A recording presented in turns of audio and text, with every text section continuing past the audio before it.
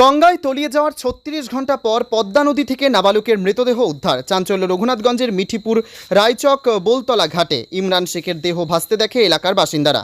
পদ্মায় স্নান করতে নেমে নিখোঁজ হওয়ার ৩৬ ঘন্টার পর নাবালকের মৃতদেহ উদ্ধার করেছে পুলিশ। মঙ্গলবার সকালে ঘটনায় এলাকায় চাঞ্চল্য ছড়ায়।